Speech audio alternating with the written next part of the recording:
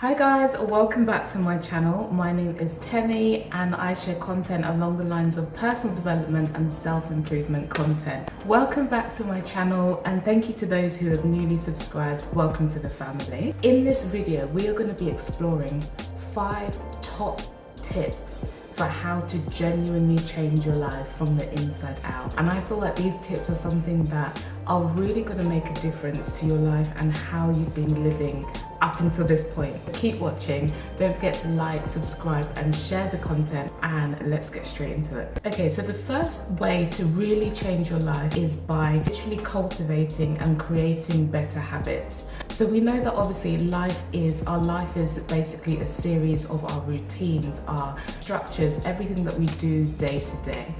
What you do in a day is basically gonna resemble what the outcome of what your week is gonna look like. What you do in a week is basically gonna have the outcome in your month, and what you do in your month is basically gonna be the outcome of your year, and what you do in your years is gonna be the outcome of your life. So if you wanna change your life, you have to go back to the day, the hour, the time, the minute, everything that you're doing in that specific, day.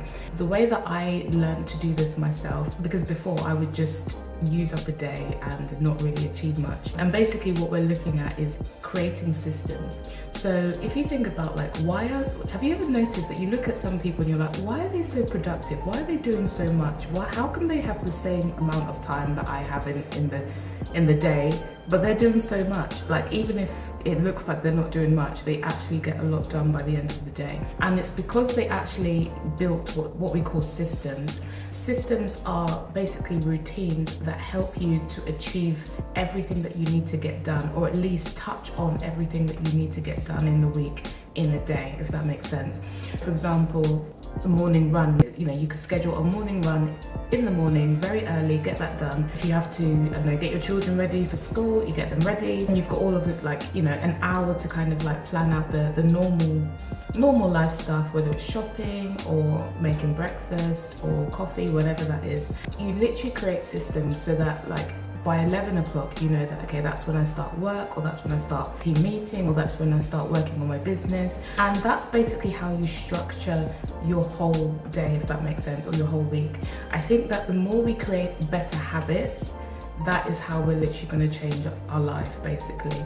Better habits could be eating better, could be having healthier conversations, it could be literally exercising, moving your body, whether inside or outdoors. Just literally cultivating healthier and holistic habits. So that's the first tip. The second tip would be to literally turn your pain into action. And what I mean by that is we've all gone through so many different things, so many different life experiences that other people can learn from, but equally we can actually act on those experiences. Rather than just being in pain, rather than just experiencing life, actually using those experiences to cultivate business or an action or to help other people. I think that when we actually use our life experiences and we channel that into something productive and fruitful, that actually we can end up doing a lot from that experience. We can end up helping a lot more people, we can end up having a lot more of an impact, and also feeling a lot more, it was a good thing that we went through that, So I would say always kind of turn your pain or your experiences into action. I don't know what that might look like for you. Other people, it might be writing a book, it might be creating, a mastermind. There are so many different ways right now that people are just creating businesses, online products, PDF products, all sorts of content. So yeah. The third one would be convert your ideas into goals. So right now, I'm sure you've had ideas, probably for the last week or the last month. You've been sitting on those ideas and you haven't necessarily done something with those ideas. So the thing that you really want to do is not keep an idea, but turn those ideas into goals. So that could be, for For example, if you had an idea to buy a yacht, I don't know, maybe that's your idea, to buy a yacht in Monaco. I'm claiming it. And maybe what you would want to do is think about how much do you need to save for the first quarter of the year, or do you need to speak with investors? Do you need to speak with business partners? I have no idea what that might look like.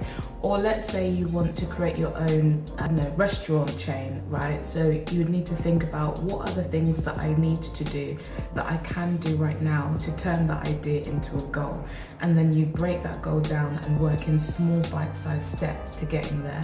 So always, always, always think about how can you channel your ideas into actual goals, because goals is gonna turn into action, and the more action we're taking on our ideas, the more our life is moving in the direction of the idea. Fourth one would be to stop people pleasing. Now I know this because when I was younger, I used to be an avid people pleaser. I would want to please, you know, and I think that when you're growing up and when you're getting to your own journey in life, you have to literally drop the people pleasing antics. I think that's something that comes with age and comes with time. And it comes with maturity and knowing yourself a lot deeper, and obviously having done a lot more inner work and knowing who you are.